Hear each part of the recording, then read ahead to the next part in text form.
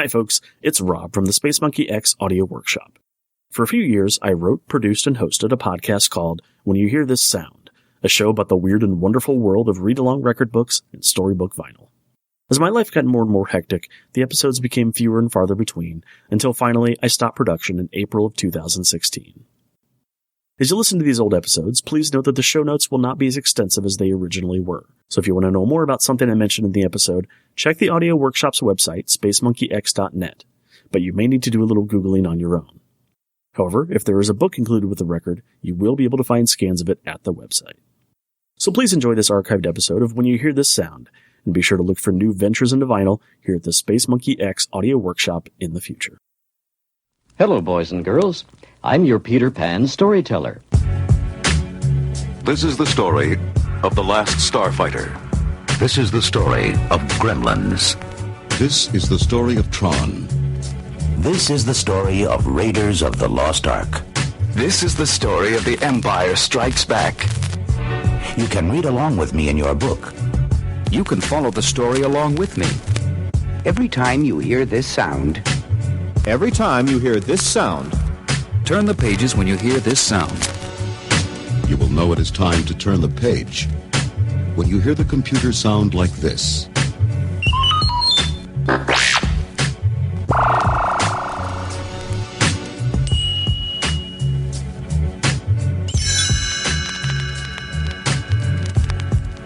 Let's begin now.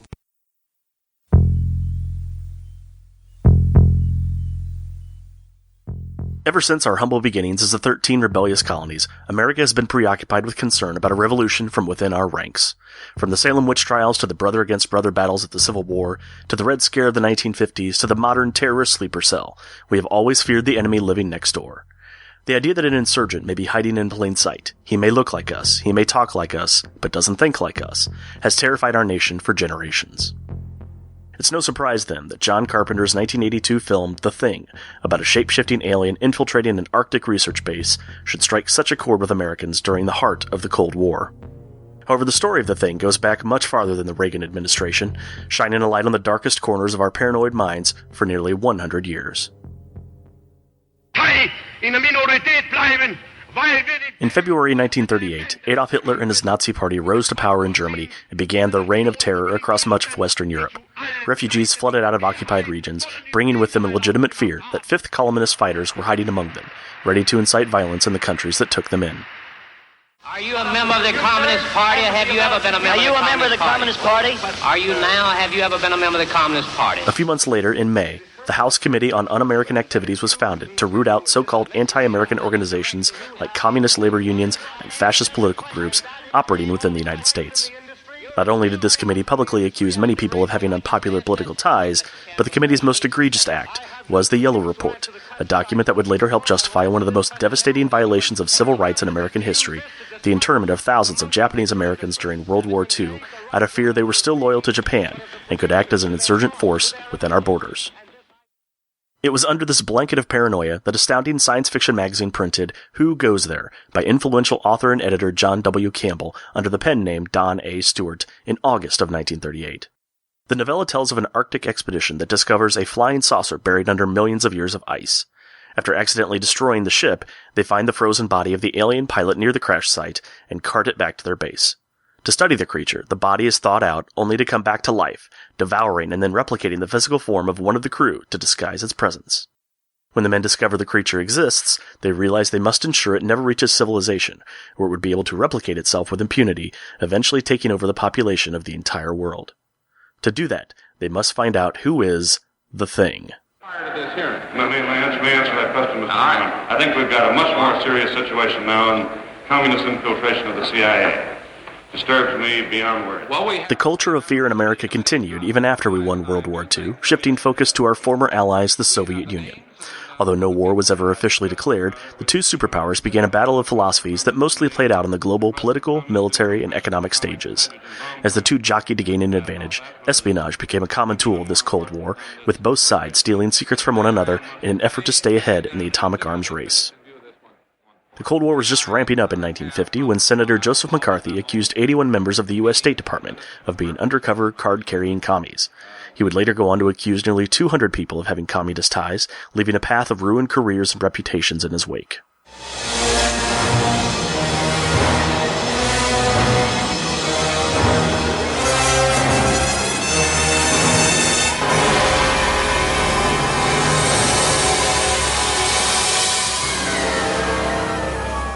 A year later, in 1951, Who Goes There was adapted as the film The Thing from Another World, the directorial debut of Christian Nyby, a longtime editor for Howard Hawks on classic movies like The Big Sleep and Red River.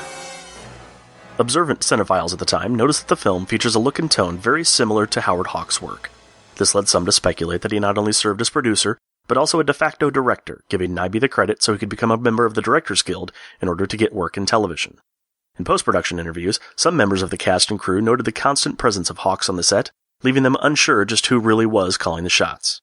No matter who was at the helm, the film was a critical and financial success, despite many changes made to the original storyline. Here, the Thing doesn't take the form of any of the crew, but instead appears as a Frankensteinian monster played by James Arness, who would later go on to play Marshal Matt Dillon in Gunsmoke. The creature, to borrow a line from the film, is an intellectual carrot, a plant-based organism that needs blood to survive. Due to its cellular makeup, the creature is able to regenerate severed limbs, and bullets have no effect, making it a formidable enemy. The crew tries dousing it in kerosene and lighting it on fire, which does at least slow the creature down. So in the end, they set an electrical trap that fries the beast, reducing it to a harmless pile of ash.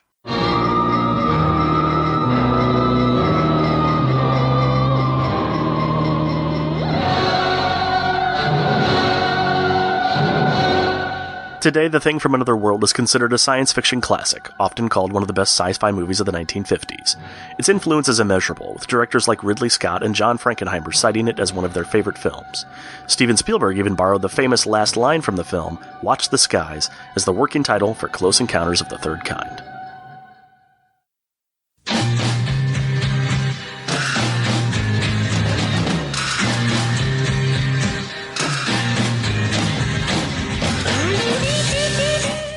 A few years after the release of The Thing from Another World, the Cold War entered a new era of ever-escalating threats lobbed from both sides of the Iron Curtain. It was a period of civil war in many regions across the globe, including Cuba, where Fidel Castro would eventually establish a communist-style government with support from the Soviet Union. With the Reds less than 100 miles away from the United States, the fear of communist agents infiltrating our borders became even more acute. Later, civil war would break out in Vietnam, with both sides backed by the United States and the Soviet Union. While there wasn't as much concern about the war coming to America, the idea that a small, under-trained but committed fighting force was winning against a global superpower became a real eye-opener for many Americans. If it could happen there, who's to say it couldn't happen here? After Vietnam, the Russians got a taste of their own medicine as they tried to overcome a less advanced fighting force in the mountains of Afghanistan, but they too discovered that a group of tenacious civilians dedicated to their cause can hold their ground against all odds. And it was in this continued environment of civil unrest that producer David Foster approached director John Carpenter about an adaptation of Who Goes There. With a solid string of hits, beginning with 1976 critically acclaimed Assault on Precinct 13, his breakout genre-defining film Halloween in 1978, and 1981's gritty urban action thriller Escape from New York, Carpenter's Hollywood clout was at an all-time high. But as a fan of both the 1938 novella and the 1951 film, Carpenter accepted the project immediately.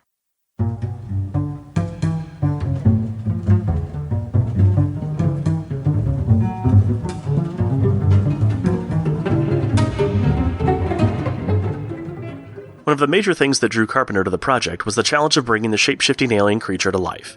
He wanted to avoid putting a man in a rubber suit, as had been done for the 1951 film, but he questioned if special effects had advanced enough in the ensuing 30 years to meet his expectations. Little did he know he'd find his answer right under his nose. Like so many kids of the 1960s and 70s, Rob Bottin had grown up watching monster movies on television and reading about them in the pages of famous Monsters of Filmland magazine.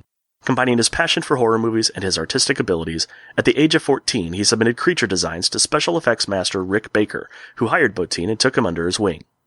From there, Bottin worked on numerous projects, including the 1976 remake of King Kong, Roger Corman's Piranha, and Star Wars' famous Cantina scene. In 1980, Bottin was hired to do makeup effects, as well as play a supporting role in John Carpenter's The Fog. While on set, Carpenter revealed that his next project was a remake of The Thing from Another World, and confident in Bottin's work, Carpenter wanted him to handle the special effects.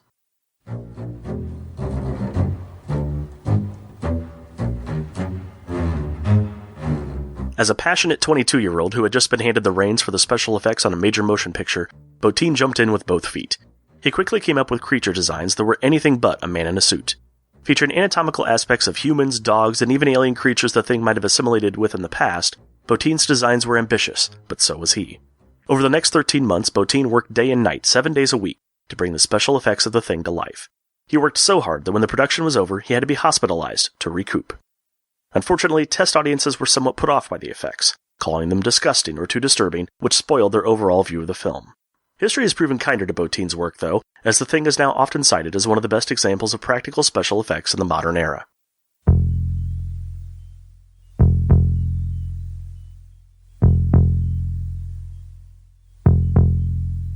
The film features many dynamite performances from its all-male cast, most notably Carpenter mainstay Kurt Russell as helicopter pilot R.J. MacReady. But what is perhaps most memorable is the film's overall tone of dread, layered on top of paranoia and fear. Unlike in The Thing from Another World, in Carpenter's version, anyone could be the alien infiltrator. So when you factor in long-held Cold War concerns, as well as growing unease over the so-called gay plague, today known as HIV/AIDS, that was just taking root in California and New York, America was primed for a film about unseen dangers lurking from within. The Thing was released on June 25, 1982. With a budget of $15 million, it made a disappointing $20 million at the US box office. The main factor in its underperformance is that it was released shortly after Another Thing from Another World landed on planet Earth.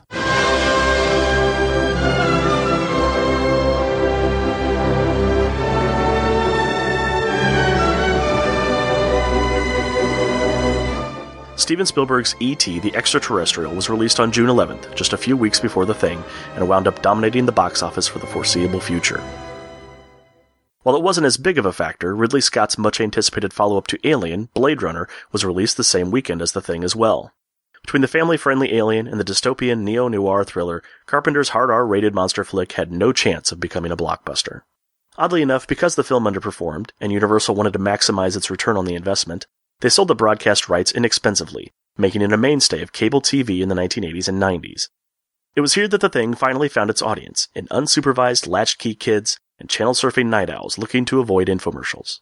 Soon there was a growing cult of fans who championed the film, helping to spread The Thing like a virus among Gen Xers, who watched it almost as a rite of passage. Hello, Did you just see this happen, Jennifer? Matt, I've never seen anything. It looks like a movie. I saw a large plane, like a jet, immediately headed directly into the World Trade Center. It just flew into the other tower, coming from south to north. I watched the plane fly into the World Trade Center.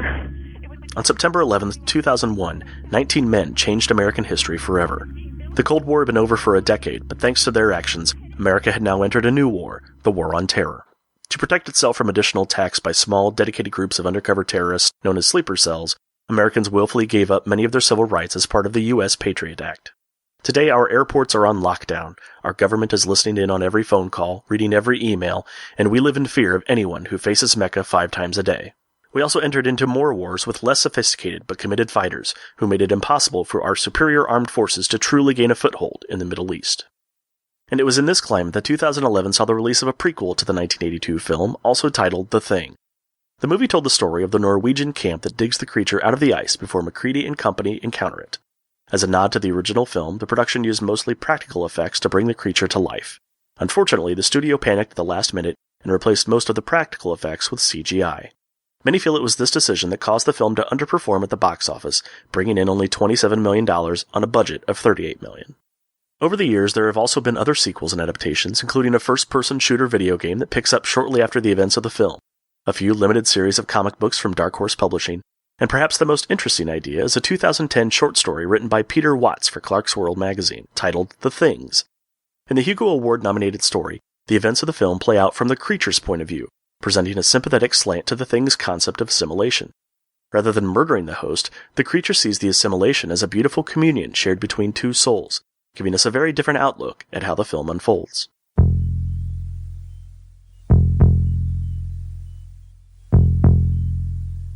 Despite its cult status, John Carpenter's The Thing is far from direct-to-cable TV trash.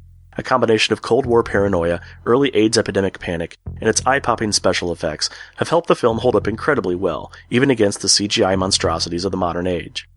Thanks in part to the film's rabid fanbase, critics have since re-examined the movie, and many now see it as one of the best genre films of the 1980s. And chances are, we haven't seen the last of The Thing yet. The fact of the matter is, as long as we fear the enemy among us, as long as we worry that our neighbor is plotting to destroy our way of life, as long as we continue living in a bubble of paranoia, The Thing will continue to have relevance for us and for future generations of Americans. With that in mind, it may just be one of the most defining tales of the 20th century and beyond.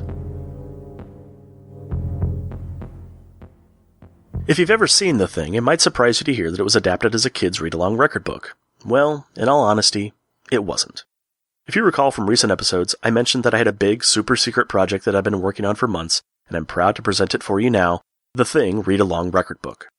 I had the idea back in 2013 that it would be fun to create a read-along record book for a title that would have never received the read-along record book treatment. The Thing seemed like the perfect candidate. So earlier this year, I rewrote the film, condensing it down to 24 pages of roughly 100 words each, and then I started lining up actors. I could have easily taken clips from the film and just edited them together, but instead I opted to go the full read-along record book route and asked some of my creative friends to play the parts of R.J. MacReady and the rest of the Outpost 31 crew. As most of the cast was spread across various points in the Midwest, it took months to get everyone's dialogue recorded, and I still had a lot of work to do after that. Using a combination of the actors' recordings, MP3s of the original musical score, ripped audio from the film, as well as my own Foley techniques and open-source sound effects, I spent the next few months editing the story together. It was a labor of love, but I'm really happy with the results. With the audio locked, it was time to turn my focus to the book portion of the project. I used screenshots from the Blu-ray release of the film and put them into a simple layout that was reminiscent of those you'll find in a Buena Vista record book of the 1980s. Naturally, you can download the record book over in the show notes at whenyohearthissound.com. Oh, and just one more thing. This is an audio production of The Thing, an R-rated film, so there are some four-letter words and descriptions of violence that might not be appropriate for all listeners. Please proceed at your own discretion. And now, without further ado, the Space Monkey X audio presentation of John Carpenter's The Thing.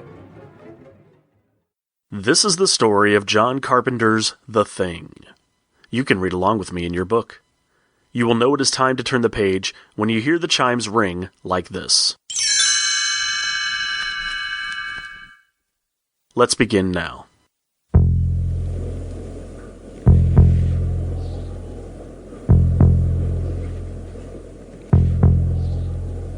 Somewhere in Antarctica lies Outpost 31, an American research base established to gather scientific data about this strange, barren continent. Aside from a few outline structures, the base is a cramped maze of hallways and doors that connect the many rooms within the compound. Research has ended for the season, and the 12 men stationed here have hunkered down just before the harsh Arctic winter sets in.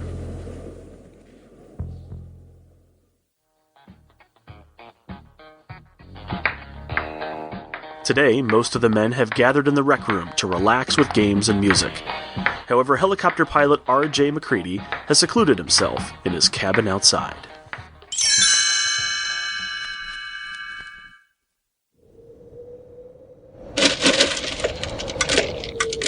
MacReady pours a glass of whiskey and punches in his next move on the Chess Wizard computer game.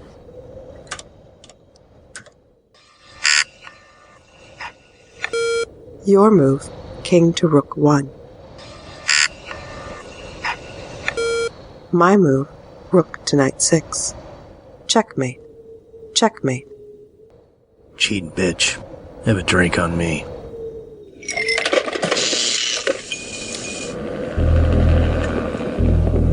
MacReady pauses as he hears a familiar but out-of-place sound. What the hell is that? MacReady steps out into the freezing Arctic, and the other men soon join him as a helicopter with Norwegian markings buzzes overhead. Just then, a dog comes running over the icy plain and heads straight for the outpost.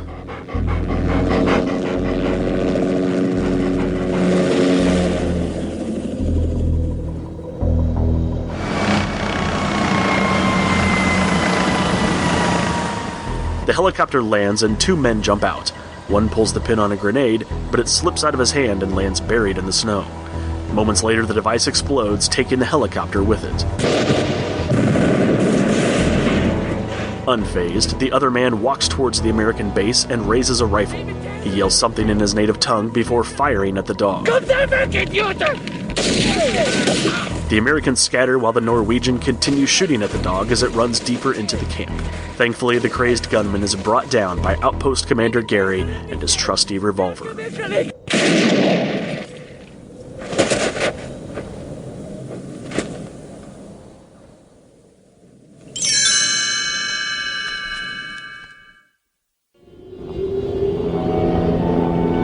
MacReady and base physician Copper take a helicopter to the Norwegian camp to look for answers. Instead, all they find are more questions.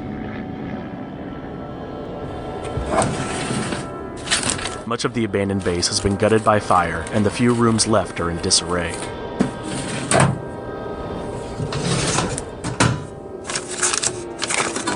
While searching for clues, they discover the body of a man who slit his own neck and wrists with a straight razor. Frozen blood hangs from the wounds like macabre icicles. In a back room lies another mystery, a large block of ice that has been hollowed out. Nearby, gas cans sit next to a mangled mess of smoldering flesh and bone. What is that, Mac? Is that a man in there or something? Whatever it is, they burned it up in a hurry. Let's load it onto the chopper. Blair should probably see it. At Outpost 31, the men inspect the bizarre burned corpse. The body appears to be two people that have been mashed together like pieces of clay and then partially pulled apart. Deformed appendages, some not even recognizable as human, jut out at odd angles. But the most horrifying feature is the two faces that have somehow been fused together in a twisted, eternal scream.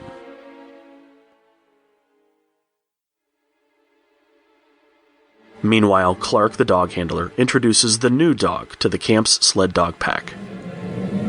After Clark leaves the pen, the animal begins panting, and its entire body starts to shake uncontrollably.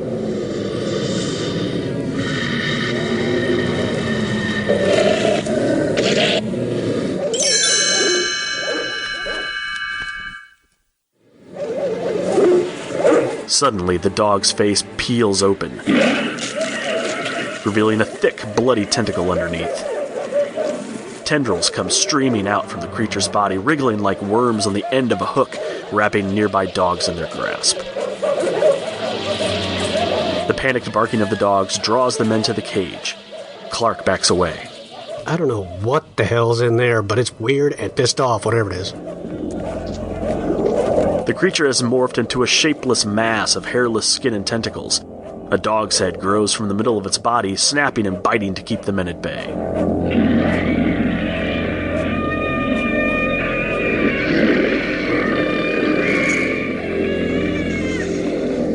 Two oozing claws sprout from the creature's back and break through the roof, pulling itself up to the rafters. Before it can make its escape, though, Childs the mechanic blasts it with a flamethrower.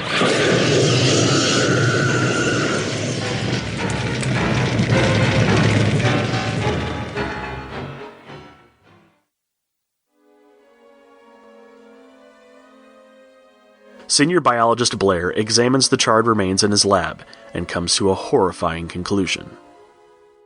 What we're talking about here is an organism that imitates other life forms. When this thing attacked our dogs, it tried to absorb them and shape its own cells to imitate them. We just got to it before it had time to finish. Theoretically, it could imitate one of us.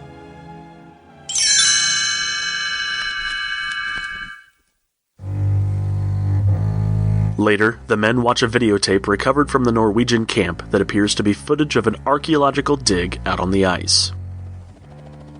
MacReady and a small team fly to the dig site and find an enormous crater. Inside is the wreckage of what can only be described as a flying saucer.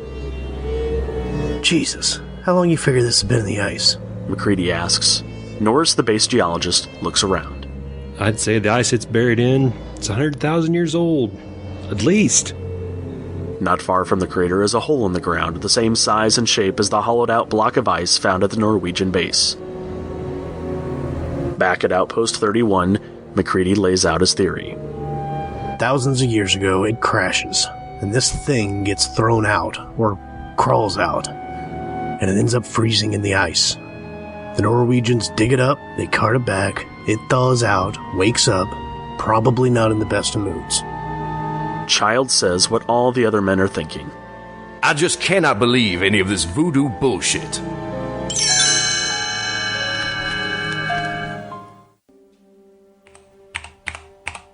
Back in his lab, Blair runs a computer simulation showing the aliens' assimilation process on a cellular level. It only takes a few seconds for an intruder cell to make a perfect imitation of a host cell. Let's see. Using this data, the probability that one of our team members is infected is 75%. But if the data is extrapolated,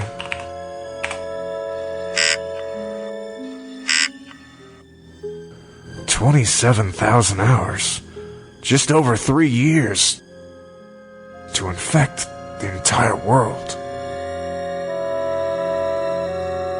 After a moment of quiet contemplation, Blair takes a revolver from his desk drawer.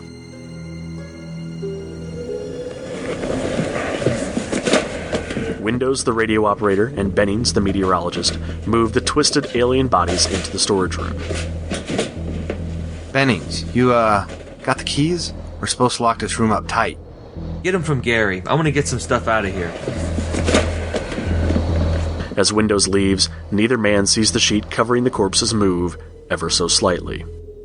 Moments later, Windows returns to find Bennings in the corner, covered in blood, a tentacle snaking out from beneath the sheet wrapped around his convulsing body. Horrified, Windows runs for help.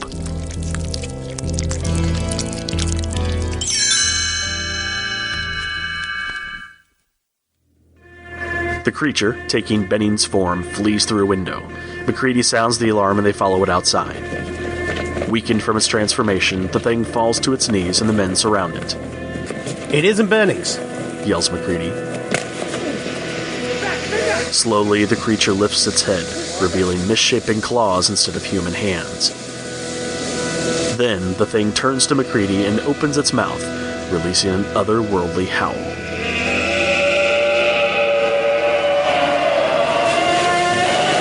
MacReady quickly spills a barrel of fuel onto the creature and ignites it with a flare. The monster's death moan pierces the cold night sky. The men dig a pit and burn the remaining alien bodies.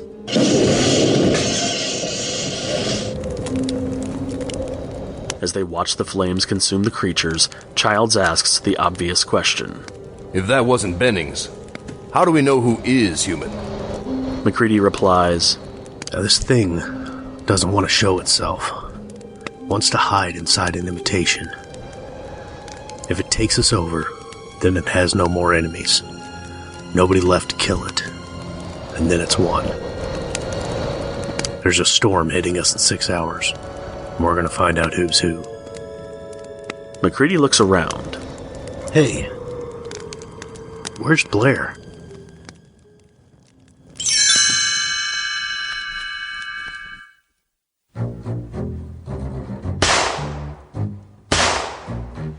Blair has barricaded himself inside the radio room with a pistol, taking an axe to all the equipment and raving like a madman. Nobody gets in and out of here! Nobody! You think that thing wanted to be a dog? That thing wanted to be us!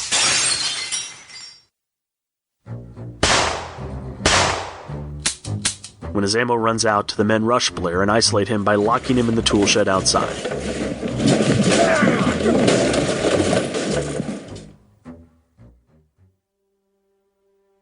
Aside from the radio, Blair sabotaged the helicopter, the snow crawler, and even killed the rest of the dogs.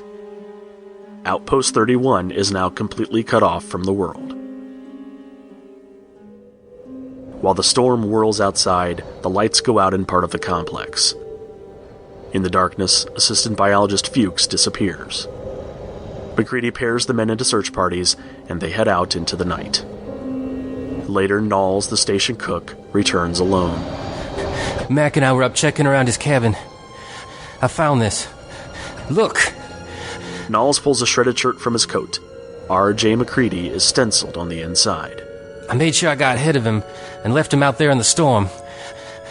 He's one of them.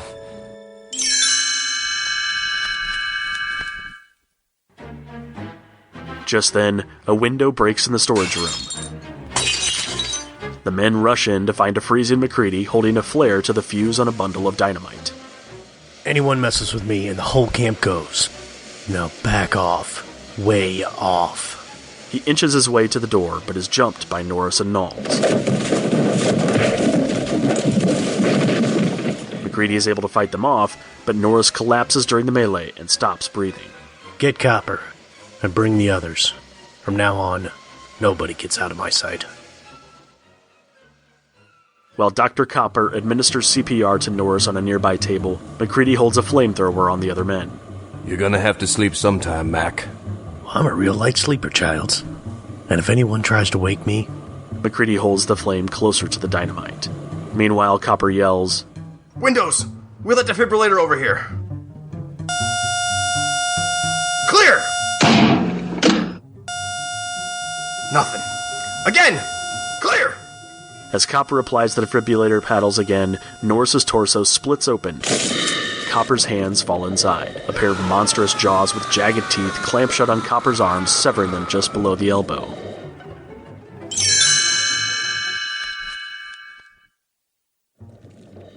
Wriggling tentacles and a creature with a distorted human face explode from Norris's chest. The thing howls as it dangles like a twisted spider from the rafters. McCready steps forward and torches the creature with his flamethrower.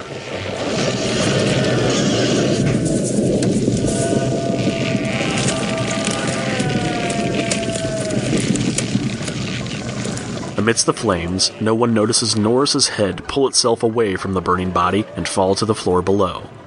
There it sprouts eye stalks and insect-like legs before scurrying away. Assistant Mechanic Palmer catches the creature out of the corner of his eye and turns. You gotta be fucking kidding. The thing screams as McCready douses it with fire.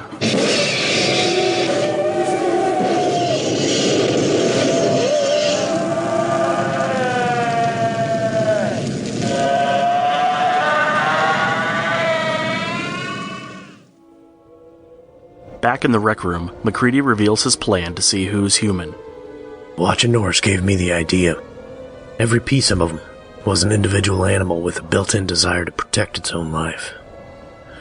Now when a man bleeds, it's just tissue. But blood from one of you things will crawl away. It'll try to survive when it's attacked. Each man slices his thumb with a scalpel, spilling blood into separate petri dishes. McCready then touches the samples with a bare wire that's been heated under the flamethrower. One by one, the red-hot wire sizzles in the men's uninfected blood.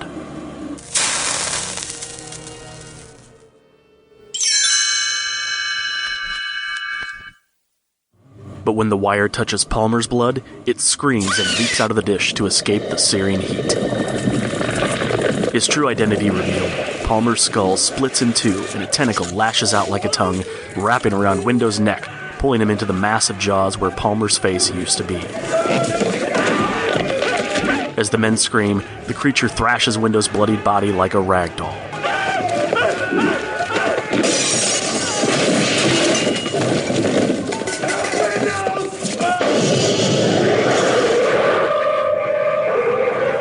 McCready hits the thing with the flamethrower, but the enraged, fiery figure only breaks through the wall and stumbles outside.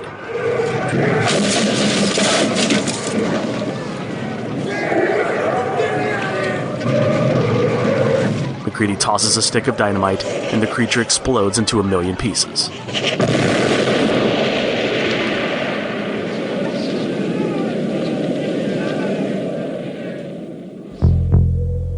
Later, Childs looks out the window into the Arctic night.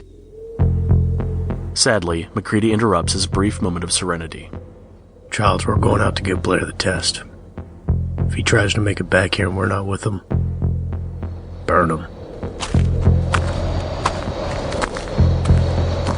Outside of the tool shed, the door hangs open, and Blair is gone. MacReady notices some loose floorboards and finds a tunnel has been dug underneath the shack. At the bottom of the tunnel is a piecemeal spaceship that Blair, or whatever he is, has been constructing from parts found in the shed.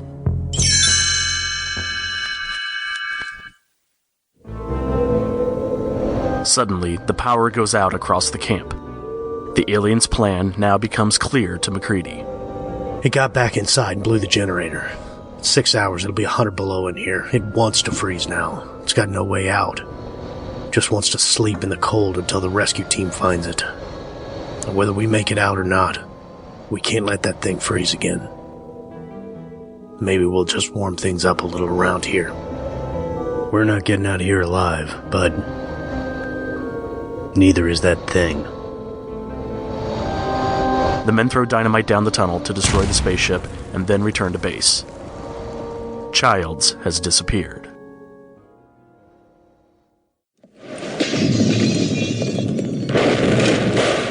Using Molotov cocktails, the men set fire to Outpost 31 before heading downstairs to the generator room to finish the job.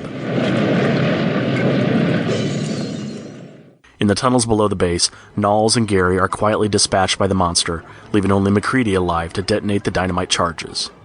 But before he can complete his mission, the creature bursts out of the ground. A horrific combination of man, dog, and beast that towers over MacReady.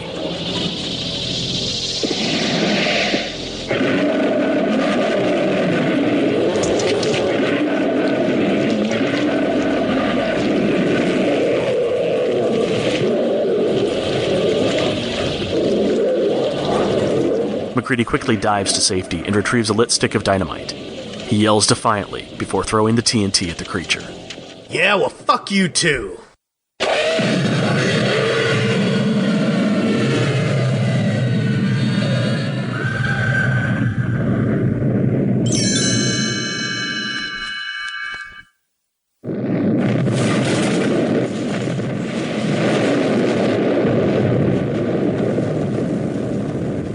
Explosions rock the Arctic landscape.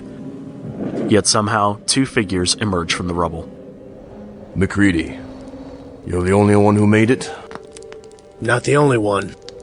Where were you, Childs? Thought I saw Blair. I went out after him. Got lost in the storm. Childs looks around. Fire's got the temperature up all over the camp. Won't last long, though. Neither will we. How we make it? Maybe we shouldn't. Well, what'll we do? Why don't we just wait here for a while, see what happens? The men warily share a bottle of whiskey as Outpost 31 burns down around them.